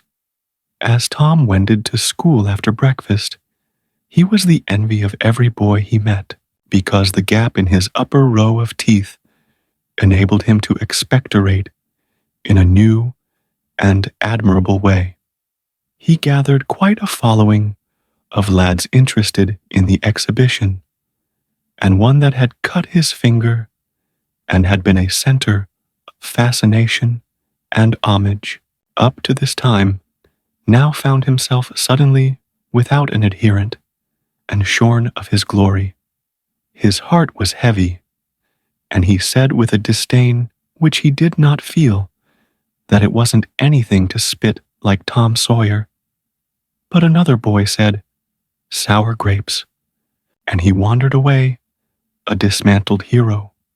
Shortly, Tom came upon the juvenile pariah of the village, Huckleberry Finn, son of the town drunkard. Huckleberry was cordially hated and dreaded by all the mothers of the town, because he was idle and lawless and vulgar and bad, and because all their children admired him so, and delighted in his forbidden society, and wished they dared to be like him. Tom was like the rest of the respectable boys, in that he envied Huckleberry his gaudy outcast condition, and was under strict orders not to play with him. So he played with him every time he got a chance. Huckleberry was always dressed in the cast-off clothes of full-grown men, and they were in perennial bloom and fluttering with rags. His hat was a vast ruin with a wide crescent lopped out of its brim. His coat, when he wore one, hung nearly to his heels, and had the rearward buttons far down the back, but one suspender supported his trousers. The seat of the trousers bagged low and contained nothing. The fringed legs dragged in the dirt when not rolled up. Huckleberry came and went, at his own free will. He slept on doorsteps in fine weather, and in empty hogsheads in wet. He did not have to go to school, or to church, or call any being master, or obey anybody. He could go fishing or swimming when and where he chose, and stay as long as it suited him. Nobody forbade him to fight. He could sit up as late as he pleased. He was always the first boy that went barefoot in the spring, and the last to resume leather in the fall. He never had to wash, nor put on clean clothes. He could swear wonderfully. In a word, everything that goes to make life precious, that boy had. So, thought every harassed, hampered, respectable boy in St. Petersburg. Tom hailed the romantic outcast. "Hello, Huckleberry." "Hello yourself, and see how you like it." "What's that you got?" "Dead cat." "Let me see him, Huck." "My, he's pretty stiff. Where'd you get him?" "Bought him offen a boy." "What did you give?" "I give a blue ticket and a bladder that I got at the slaughterhouse." "Where'd you get the blue ticket?" "Bought it off in Ben Rogers 2 weeks ago for a hoop stick." "Say, what is dead cats good for, Huck?" "Good for? Cure warts with." "No. Is that so? I know something that's better." "I bet you don't." "What is it?" "Why, spunk water." "Spunk water? I wouldn't give a dern for spunk water." "You wouldn't you? Do you ever try it?" "No, I hain't." "But Bob Tanner did." "Who told you so?" "Why, he told Jeff Thatcher, and Jeff told Johnny Baker, and Johnny told Jim Hollis, and Jim told Ben Rogers, and Ben told me. There now." "Well, what of it? They'll all lie. Now you tell me how Bob Tanner done it, Huck." "Why, he took and dipped his hand in a rotten stump where the rainwater was." "In the daytime?" "Certainly." "With his face to the stump?" "Yes. Least I reckon so." "Did he say anything?" "I don't reckon he did." "I don't know." "Ah ha ha. Talk about trying to cure warts with spunk water such a blame fool way as that. Why, that ain't a-going to do any good. You got to go all by yourself to the middle of the woods where you know there's a spunk water stump, and just as it's midnight, you back up against the stump and jam your hand in and say, barleycorn, barleycorn, meal shorts, spunk water, swaller these warts, and then walk away quick, 11 steps, with your eyes shut, and then turn around 3 times and walk home without speaking to anybody. Because if you speak, the charm's busted. Well, that sounds like a good way, but that ain't the way Bob Tanner done. No, sir, you can bet he didn't, because he's the wartiest boy in this town, and he wouldn't have a wart on him if he'd knowed how to work spunk water. I've took off thousands of warts off of my hands that way, Huck. I play with frogs so much that I've always got considerable many warts. Sometimes I take 'em off with a bean. Yes, bean's good. I've done that. Have you? What's your way? You take and split the bean and cut the wart so as to get some blood, and then you put the blood on one piece of the bean and take and dig a hole and bury it 'bout midnight at the crossroads in the dark of the moon, and then you burn up the rest of the bean. You see, that piece that's got the blood on it will keep drawing and drawing, trying to fetch the other piece to it, and so that helps the blood to draw the wart, and pretty soon, off she comes. Yes, that's it, Huck, that's it. Though, when you're burying it, if you say, down bean, off wart, come no more to bother me, it's better. That's the way Joe Harper does, and he's been nearly to Coonville and most everywheres. But say, how do you cure 'em with dead cats? Why, you take your cat and go and get in the graveyard long about midnight, when somebody that was wicked has been buried, and when it's midnight, a devil will come, or maybe 2 or 3, but you can't see 'em.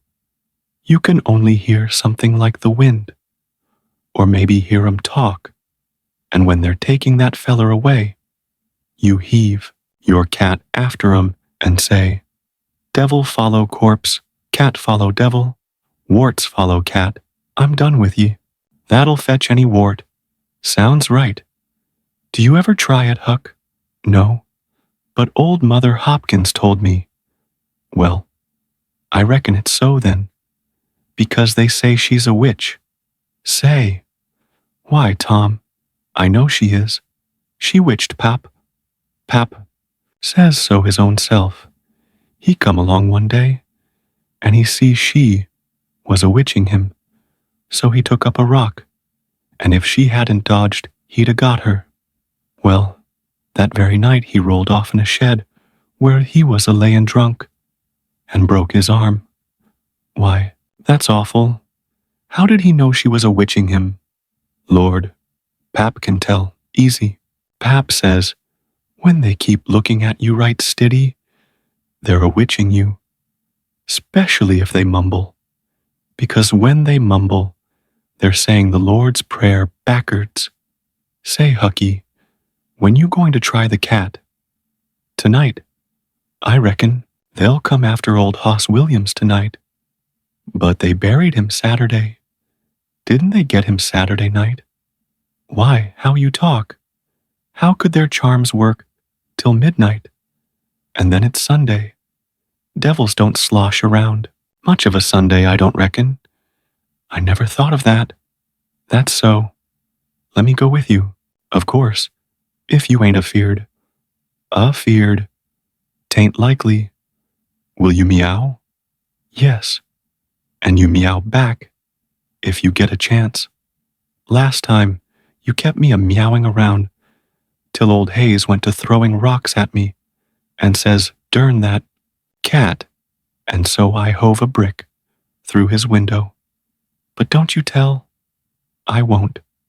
I couldn't meow that night because Auntie was watching me. But I'll meow this time. Say, what's that? Nothing but a tick. Where'd you get him? Out in the woods. What'll you take for him? I don't know. I don't want to sell him. All right. It's a mighty small tick, anyway. Oh, anybody can run a tick down that don't belong to them. I'm satisfied with it. It's a good enough tick for me. Show. There's ticks aplenty. I could have 1,000 of 'em if I wanted to. Well, why don't you? Because you know mighty well you can't. This is a pretty early tick, I reckon. It's the first one I've seen this year. Say, Huck, I'll give you my tooth for him. Let's see it. Tom got out a bit of paper and carefully unrolled it. Huckleberry viewed it wistfully. The temptation was very strong. At last he said, Is it genuine? Tom lifted his lip and showed the vacancy. Well, all right, said Huckleberry. It's a trade. Tom enclosed the tick in the percussion cap box that had lately been the pinchbug's prison, and the boys separated, each feeling wealthier than before. When Tom reached the little isolated frame schoolhouse, he strode in briskly, with the manner of one who had come with all honest speed. He hung his hat on a peg and flung himself into his seat with businesslike alacrity. The master, throned on high in his great splint-bottom armchair, was dozing, lulled by the drowsy hum of study. The interruption roused him. Thomas Sawyer. Tom knew that when his name was pronounced in full, it meant trouble. Sir, come up here. Now, sir, why are you late again, as usual? Tom was about to take refuge in a lie when he saw 2 long tails of yellow hair hanging down a back that he recognized by the electric sympathy of love, and by that form was the only vacant place on the girl's side of the schoolhouse. He instantly said, I stopped to talk with Huckleberry Finn. The master's pulse stood still, and he stared helplessly. The buzz of study ceased. The pupils wondered if this foolhardy boy had lost his mind. The master said, You did what? Stopped to talk with Huckleberry Finn. There was no mistaking the words. Thomas Sawyer, this is the most astounding confession I have ever listened to. No mere feruli will answer for this offense. Take off your jacket. The master's arm performed until it was tired, and the stock of switches notably diminished. Then the order followed. Now, sir, go and sit with the girls, and let this be a warning to you. The titter that rippled around the room appeared to abash the boy, but in reality, that result was caused rather more by his worshipful awe of his unknown idol and the dread pleasure that lay in his high good fortune. He sat down upon the end of the pine bench, and the girl hitched herself away from him with a toss of her head. Nudges and winks and whispers traversed the room, but Tom sat still, with his arms upon the long, low desk before him, and seemed to study his book. By and by, attention ceased from him, and the accustomed school murmur rose upon the dull air once more. Presently, the boy began to steal furtive glances at the girl. She observed it, made a mouth at him, and gave him the back of her head for the space of a minute. When she cautiously faced around again, a peach lay before her. She thrust it away. Tom gently put it back. She thrust it away again, but with less animosity. Tom patiently returned it to its place. Then she let it remain. Tom scrawled on his slate, Please take it. I got more. The girl glanced at the words, but made no sign. Now, the boy began to draw something on the slate, hiding his work with his left hand. For a time, the girl refused to notice, but her human curiosity presently began to manifest itself by hardly perceptible signs. The boy worked on, apparently unconscious. The girl made a sort of non-committal attempt to see, but the boy did not betray that he was aware of it. At last, she gave in and hesitatingly whispered, "Let me see it." Tom partly uncovered a dismal caricature of a house with two gable ends to it and a corkscrew of smoke issuing from the chimney. Then, the girl's interest began to fasten itself upon the work, and she forgot everything else. When it was finished, she gazed a moment, then whispered, "It's nice. Make a man." The artist erected a man in the front yard that resembled a derrick. He could have stepped over the house, but the girl was not hypercritical. She was satisfied with the monster and whispered, "It's a beautiful man. Now make me coming along."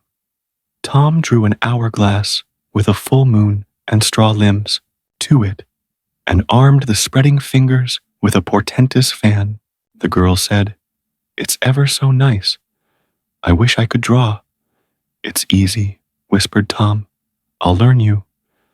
"Oh, will you?" "When?" "At noon. Do you go home to dinner?" "I'll stay if you will." "Good. That's a whack. What's your name?" "Becky Thatcher." "What's yours?" "Oh, I know. It's Thomas Sawyer." "That's the name they lick me by. I'm Tom when I'm good. You call me Tom, will you?" "Yes." Now Tom began to scrawl something on the slate, hiding the words from the girl. But she was not backward this time. She begged to see. Tom said, "Oh, it ain't anything." "Yes, it is." "No, it ain't." "You don't want to see." "Yes, I do. Indeed I do. Please let me." "You'll tell." "No, I won't. Deed and double deed won't." "You won't tell anybody at all? Ever? As long as you live?" "No, I won't ever tell anybody. Now let me." "Oh, you don't want to see. Now that you treat me so, I will see." And she put her small hand upon his, and a little scuffle ensued. Tom pretending to resist in earnest, but letting his hand slip by degrees till these words were revealed. "I love you. Oh, you bad thing." And she hit his hand, a smart rap, but reddened, and looked pleased nevertheless. Just at this juncture, the boy felt a slow, fateful grip closing on his ear, and a steady lifting impulse.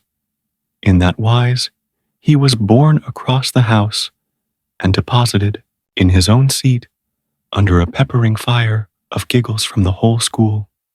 Then the master stood over him during a few awful moments, and finally moved away to his throne without saying a word. But although Tom's ear tingled, his heart was jubilant.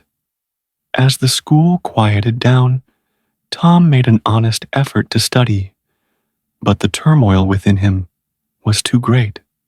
In turn, he took his place in the reading class and made a botch of it, then in the geography class, and turned lakes into mountains, mountains into rivers, and rivers into continents, till chaos was come again, then in the spelling class, and got turned down by a succession of mere baby words, till he brought up at the foot and yielded up the pewter medal, which he had worn with ostentation for months. The harder Tom tried to fasten his mind on his book, the more his ideas wandered. So, at last, with a sigh and a yawn, he gave it up. It seemed to him that the noon recess would never come. The air was utterly dead. There was not a breath stirring. It was the sleepiest of sleepy days. The drowsing murmur of the 25 studying scholars soothed the soul like the spell that is in the murmur of bees. Away off in the flaming sunshine, Cardiff Hill lifted its soft green sides through a shimmering veil of heat. Tinted with the purple of distance, a few birds floated on lazy, wing high in the air. No other living thing was visible, but some cows, and they were asleep. Tom's heart ached to be free, or else to have something of interest to do to pass the dreary time. His hand wandered into his pocket, and his face lit up with a glow of gratitude that was prayer, though he did not know it. Then furtively, the percussion cap box came out. He released the tick and put him on the long flat desk. The creature probably glowed with a gratitude that amounted to prayer, too, at this moment.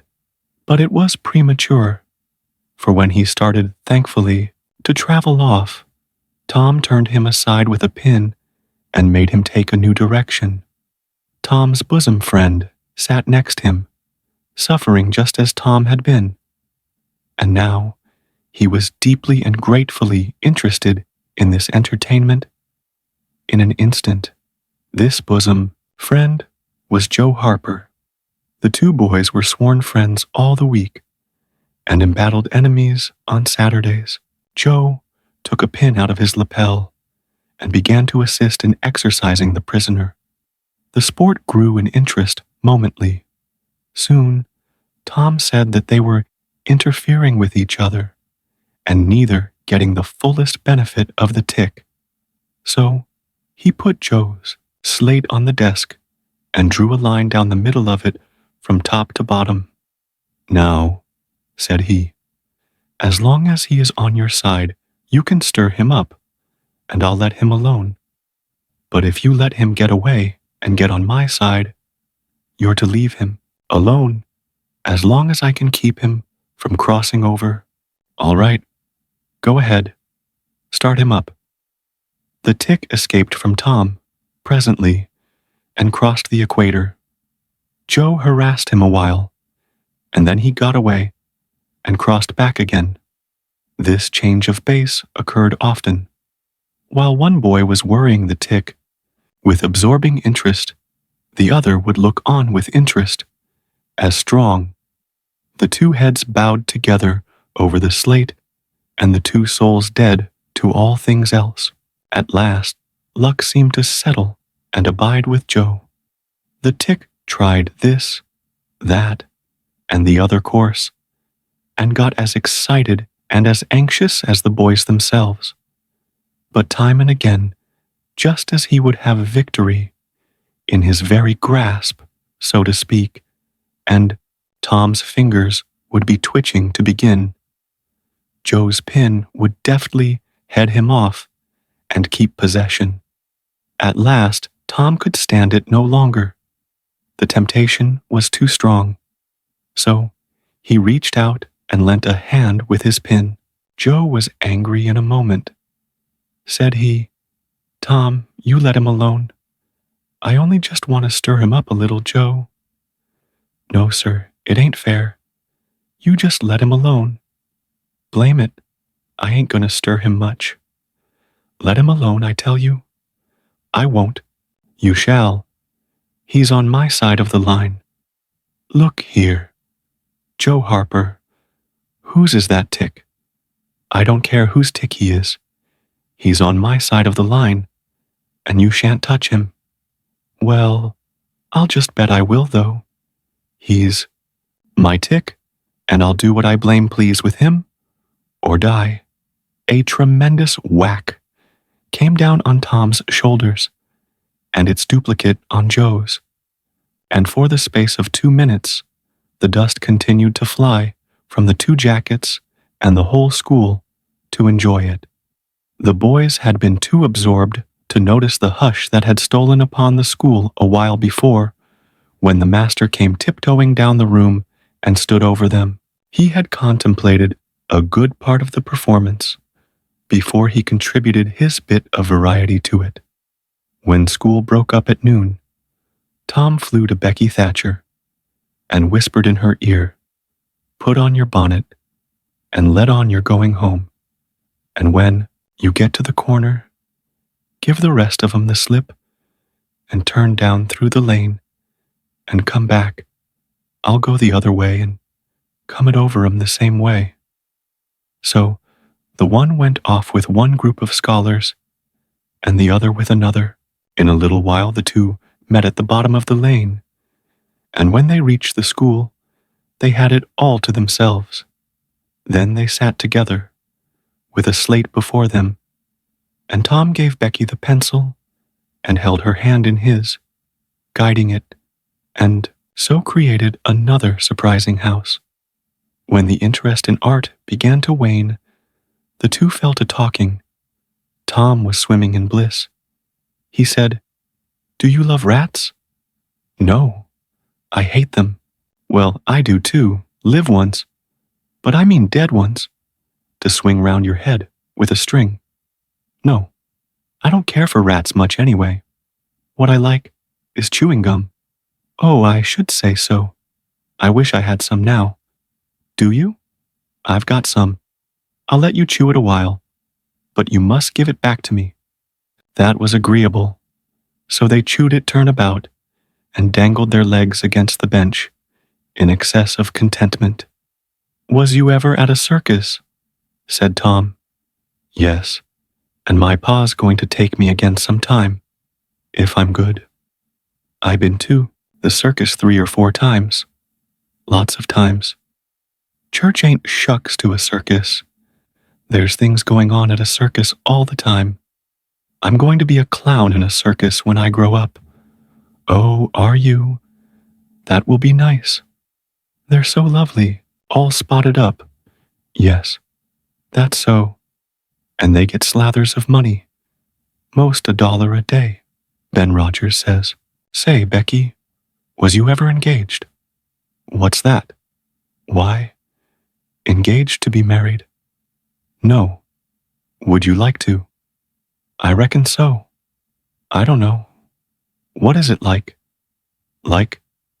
Why, it ain't like anything. You only just tell a boy you won't ever have anybody but him. Ever, ever, ever. And then you kiss, and that's all. Anybody can do it." "Kiss? What do you kiss for?" "Why, that, you know, is to, well, they always do that." "Everybody?" "Why, yes.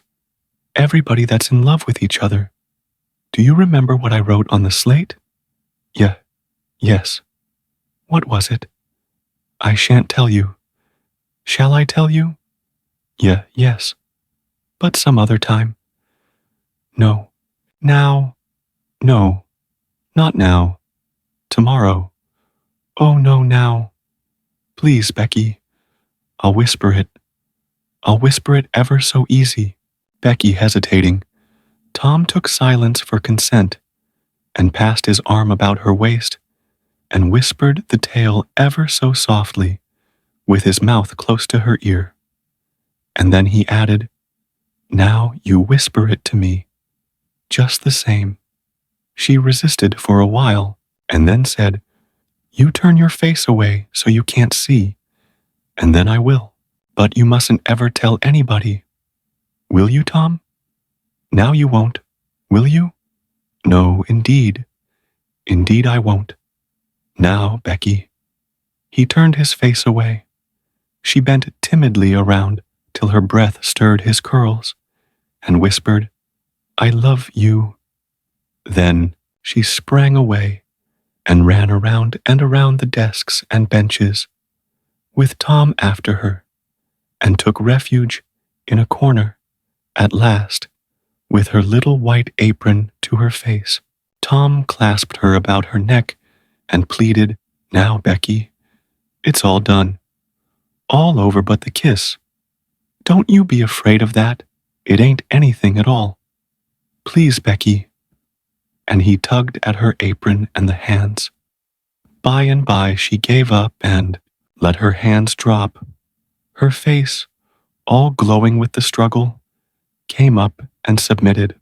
Tom kissed the red lips and said, "Now it's all done, Becky. And always after this, you know, you ain't ever to love anybody but me, and you ain't ever to marry anybody but me. Ever, never, and forever. Will you? No, I'll never love anybody but you, Tom, and I'll never marry anybody but you, and you ain't to ever marry anybody but me, either. Certainly. Of course. That's part of it. And always coming to school or when we're going home, you're to walk with me when there ain't anybody looking, and you choose me, and I choose you at parties, because that's the way you do when you're engaged. It's so nice. I never heard of it before. Oh, it's ever so gay. Why, me and Amy Lawrence." The big eyes told Tom his blunder, and he stopped, confused. "Oh, Tom, then I ain't the first you've ever been engaged to." The child began to cry. Tom said, "Oh, don't cry, Becky. I don't care for her anymore." "Yes, you do, Tom. You know you do." Tom tried to put his arm about her neck, but she pushed him away and turned her face to the wall and went on crying. Tom tried again, with soothing words in his mouth, and was repulsed again. Then his pride was up, and he strode away and went outside. He stood about, restless and uneasy, for a while, glancing at the door every now and then, hoping she would repent and come to find him, but she did not. Then he began to feel badly and fear that he was in the wrong. It was a hard struggle with him to make new advances now, but he nerved himself to it and entered. She was still standing back there in the corner, sobbing, with her face to the wall. Tom's heart smote him.